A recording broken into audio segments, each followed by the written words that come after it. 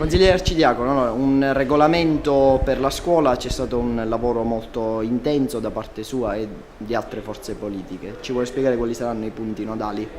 Beh, intanto una linea di principio, il riconoscimento, anche riconoscenza alla scuola per il lavoro che svolge ogni giorno. Lo definiamo il filo forte di un rammendo sociale necessario, come dire, motore di cambiamento e anche di innovazione sociale. Io credo che debba partire da questa considerazione. Il regolamento si fonda su 3 pilastri fondamentalmente.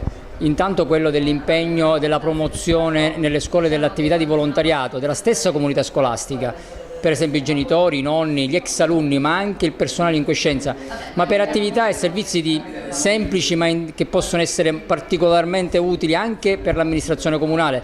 Penso dalle piccole riparazioni alla custodia dei locali, per esempio. Il secondo è quello di un utilizzo delle strutture scolastiche sia per i ragazzi ma anche aperti al territorio, il cui ricavato va gestito direttamente dalla scuola proprio per finanziare quelle attività di cui dicevo prima, dell'impegno appunto nella comunità e della comunità scolastica. Riconoscere alla scuola questo ruolo serve al comune, serve alla città, serve anche alla società. Lo abbiamo messo insieme con l'impegno di molti, anche l'aiuto di molti dirigenti scolastici. Parte adesso un iter con un ulteriore confronto di 15 giorni col mondo della scuola per poi depositarlo definitivamente al comune per la sua approvazione.